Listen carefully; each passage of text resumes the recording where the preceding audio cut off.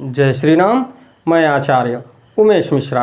आइए हम आपको फिर पुनः प्रभु श्री राम के रामचरितमानस की कथा में ले चलते हैं, जिसको सुनने और पढ़ने मात्र से ही हमारा आपका देश संसार का कल्याण हो जाएगा। तो आइए चलते हैं प्रभु श्री राम के रामचरितमानस की कथा में। उससे पहले विघ्नों को हरने वाले भगवान गणेश और विद्या की प्रदायिनी माँ सरस्वती के चरणों में शीश नवाते हुए विनम्र निवेदन करूँगा कि हमारे देश संसार में जहाँ भी प्रभु श्री राम के रामचरितमानस की कथा हो रही हो, या भोलेनाथ के श्री शिव महापुराण की कथा हो रही हो, या श्रीमद् भागवत गीता की कथा हो रही हो, तो उसे संपन्न करने में अपना पूर्ण योगदान दें। उसके साथ साथ हमारे ऊपर भी अपनी कृपा बनाए रखें कि प्रभु श्री राम के रामचरितमानस के कथा को मैं अपने मुखारबिंदु से जो भी भक्त सुनने वाले हैं उनके तक पहुंचाने का पूर्ण प्रयास करूं। तो आइए चलते हैं आपको प्रभु श्री राम के रामचरितमानस के अयोध्या कांड में लेके, जिसको पढ़ने और सुनने मात्र से ही हमारा आपका कल्याण हो जाएगा। तो ओम श्री जानकी वल्लभो विजयते। तो चलिए हम आपको ले चलते हैं प्रभु श्री राम के रामचरितमानस की कथा में, अयोध्या कांड में। राजुदेन कही दीन बनु मोहिन सो दुख लेशु, तुम बिनु भरत ही भूपति ही प्रजहि प्रचंड कलेश। राज्य देने को कहकर वन दे दिया, उसका मुझे लेश मात्र भी दुख नहीं है। दुख तो इस बात का है कि तुम्हारे बिना भरत को, महाराज को और प्रजा को बड़ा भारी क्लेश होगा। जो केवल पितु आय सुताता, तो जनि जाहु जानी बड़ी माता।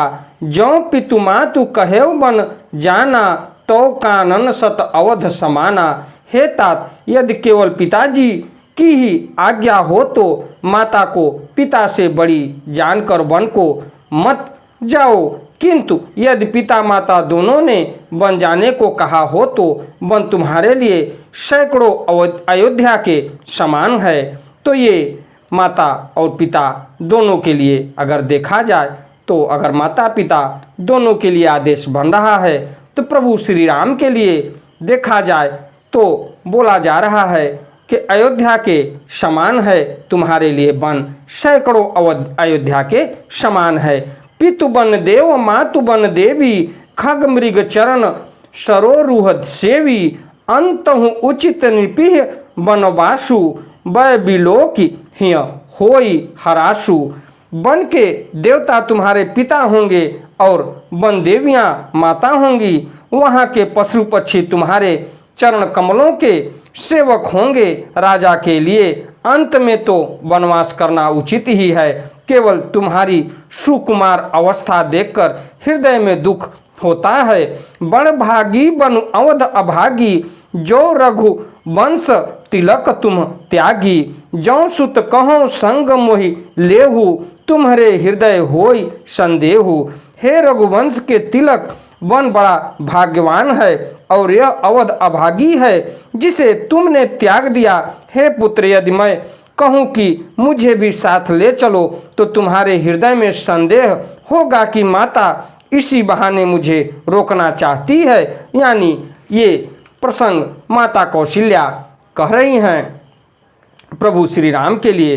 पूत परम प्रिय तुम सब ही के, प्राण प्राण के जीवन जी के। ते तुम कहो माँ तुमन बन जाऊँ, मैं सुनि बचन बैठ पछताऊँ। हे पुत्र, तुम सभी के परम प्रिय हो, प्राणों के प्राण और हृदय के जीवन हो, वही प्राण प्राणाधार। तुम कहते हो कि माता मैं वन को जाऊं, और मैं तुम्हारे वचनों को सुनकर बैठी पछताती हूँ। यह विचार ही नहीं करऊँ हठ, झूठ स्नेह बढ़ाई। मानी मातु कर नात बलि, सुरति बिसरी जनि जाई। यह सोचकर झूठा स्नेह बढ़ाकर मैं हठ नहीं करती। बेटा, मैं बलया लेती हूँ। माता का नाता मानकर मेरी शुद्ध भूल न जाना। देव पितर सब तुम ही गोसाई, राखों पलक नयन की नाई। अवधि अम्बु प्रिय परिजन मीना, तुम करुणा कर धर्म धुरीना। हे गोसाई, सब देव और पितर तुम्हारी वैसे ही रक्षा करें जैसे पल के आँखों की रक्षा करती हैं। तुम्हारे वनवास की अवधि 14 वर्ष जल है। प्रियजन और कुटुंबी मछली हैं। तुम दया की खान और धर्म की धुरी को धारण करने वाले हो। अस विचारी सोई करहु उपाई, सब ही जियत जेहि भेटेहु आई। जाहु सुखेन बनहि बलि जाऊ, करि अनाथ जन परिजन गाऊं। ऐसा विचार कर वही उपाय करना जिसमें सबके जीते जी तुम आ मिलो। मैं बलिहारी जाती हूँ, तुम सेवकों परिवारों वालों और नगर भर को अनाथ करके सुख पूर्वक वन को जाओ। सब कर आज सुकृत फल बीता, भयो कराल काल विपरीता। बहुविधि बिलपि चरण लप टानी, परम अभागिनी आपुही जानी। आज सबके पुण्यों का फल पूरा हो गया, कठिन काल हमारे विपरीत हो गया। इस प्रकार बहुत विलाप करके और अपने को परम अभागिनी जानकर माता श्री रामचंद्र जी के चरणों में लिपट गई। दारुण दुसह दाहु उर व्यापा, बरिन न जाहि विलाप कलापा। राम उठाए मात उर लाई, कहीं मृदु वचन बहुरी समुझाई। हृदय में भयानक दुख सह संताप छा गया। उस समय के बहुविध विलाप का वर्णन नहीं किया जा सकता। श्री रामचंद्र जी ने माता को उठाकर हृदय से लगा लिया और फिर कोमल वचन कहकर उन्हें समझाया। समाचार ते ही समय सुनी, सिय उठी अकुलाई। जाई सासुपद कमल जुग, बंदी बैठ सिरुनाय। उसी समय यह समाचार सुनकर सीता जी अकुला उठी और सास के पास जाकर उनके दोनों चरण कमलों की वंदना कर सिर नीचा करके बैठ गई। दिन आशीष सासु मृदुबानी, अति सुकुमारी देख अकुलानी। बैठी नमिति मुख सोचती, सीता रूप राशिपति प्रेम पुनीता। सास ने कोमल वाणी से आशीर्वाद दिया। वे सीता जी को अत्यंत सुकुमारी देखकर व्याकुल हो उठी। रूप की राशि और पति के साथ पवित्र प्रेम करने वाली सीता जी नीचा मुख किए बैठी सोच रही है। चलन चहत बन जीवन नाथु, केहि सुकृति सन होई ही साथु। की तनु प्राण की केवल प्राणा, विधि कर तबु कछु जाई न जाना। जीवन नाथ प्राणनाथ वन को चलना चाहते हैं, देखें किस पुण्यवान से उनका साथ होगा। शरीर और प्राण दोनों साथ जाएंगे या केवल प्राण ही से इनका साथ होगा। विधाता की करनी कुछ जानी नहीं जाती। चारु चरण नख लेखति धरनी, नुपुर मुखर मधुर कवि बरनी। मनहु प्रेम बस विनती करही, हम ही सीय पद जनि परिहरही। सीता जी अपने सुंदर चरणों के नखों से धरती कुरेद रही हैं। ऐसा करते समय नुपुरों का जो मधुर शब्द हो रहा है, कभी उसका इस प्रकार वर्णन करते हैं कि मानो प्रेम के वश होकर नुपुर यह विनती कर रहे हैं कि सीता जी के चरण कभी हमारा त्याग न करे। मंजू बिलोचन मोचिति बारी, बोली देखी राम महतारी। तात सुनहु सिय अति सुकुमारी, सास ससुर परि जन ही प्यारी। सीता जी सुंदर नेत्रों से जल बहा रही हैं। उनकी यह दशा देखकर श्री राम जी की माता कौशल्या जी बोली, हे तात सुनो, सीता अत्यंत ही सुकुमारी है तथा सास ससुर और कुटुंबी सभी को प्यारी है। पिता जनक भूपाल मणि, ससुर भानु कुल भानु। पति रविकुल कैरव विपिन, विधु गुण रूप निधान। इनके पिता जनक जी राजाओं के शिरोमण हैं, ससुर सूर्य कुल के सूर्य हैं और पति सूर्य कुल रूपी कुमुद वन को खिलाने वाले हैं, चंद्रमा तथा गुण और रूप के भंडार हैं। मैं पुण्य पुत्र बधू प्रिय पाई, रूप राशि गुणशील सुहाई। नैन पुतरी करी प्रीति बढ़ाई, राख्यों प्राण जान की ही लाई। फिर मैंने रूप की राशि सुंदर गुण और शील वाली प्यारी पुत्र वधू पाई है। मैंने इन जानकी को आँखों की पुतली बनाकर इससे प्रेम बढ़ाया है और अपने प्राण इनमें लगा रखे हैं। कल्प बेल जिमि बहु विधि लाली, सींच स्नेहु सलील प्रति पाली। फूलत फलत भयो विधि बामा, जानी न जाय काह परिणामा। इन्हें कल्प लता के समान मैंने बहुत तरह से बड़े लाड चाव के साथ स्नेह रूपी जल से सींच कर पाला है। अब इस लता के फूलने फलने के समय विधाता बाम हो गए, कुछ जाना नहीं जाता कि इसका क्या परिणाम होगा। पलंग पीठ तज गोद हिंडोरा, सियन दीन पगु अवनि कठोरा। जियन मूरी जिमि जो गवत रहूं, दीपि बाती नहीं टारन कहूँ।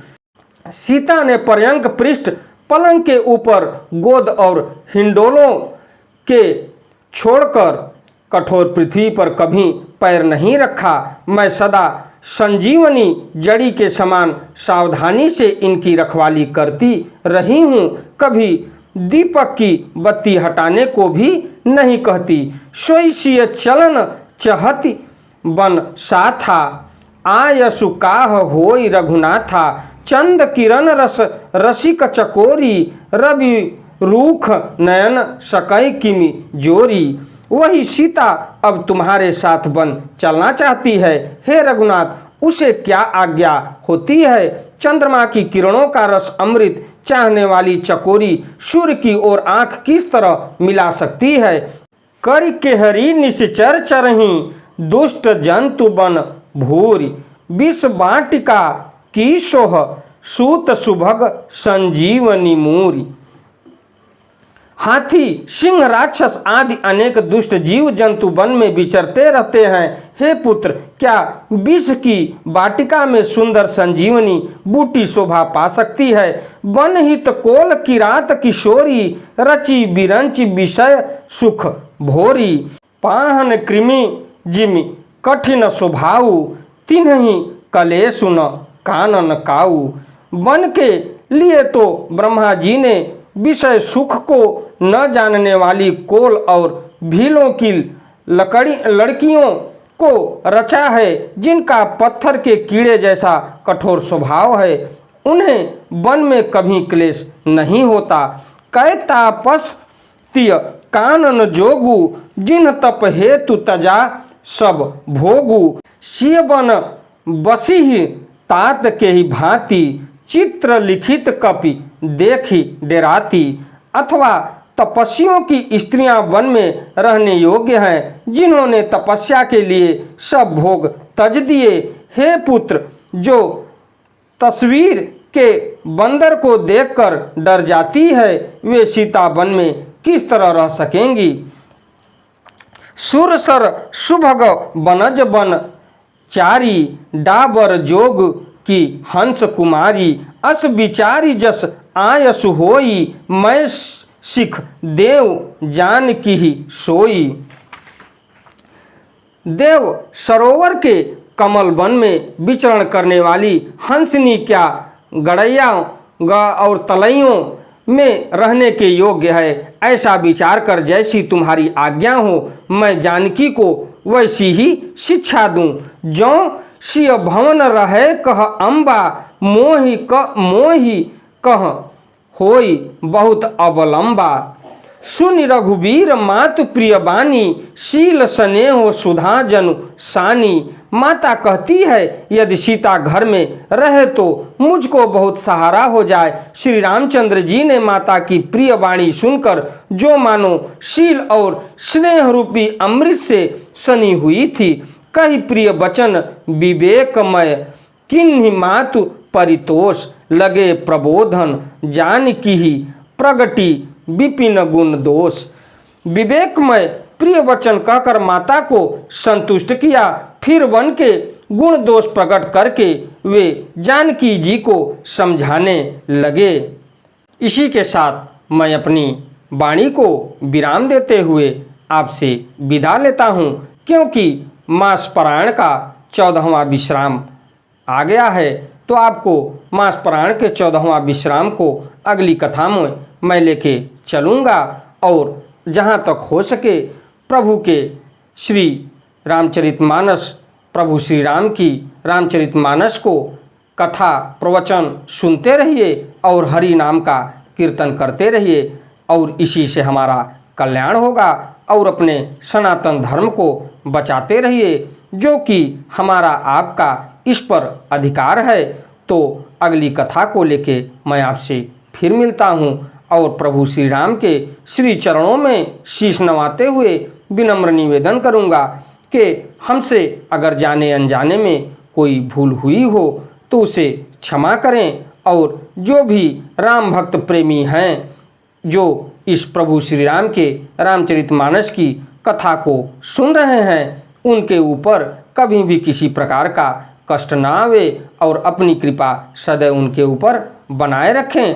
तो हमारी कथा, हमारी वीडियो आपको अच्छी लगे तो वीडियो को लाइक करिए, शेयर करिए, चैनल को सब्सक्राइब करिए। अगली कथा को लेके मैं आपसे फिर मिलता हूँ। मास पारायण का 14वां विश्राम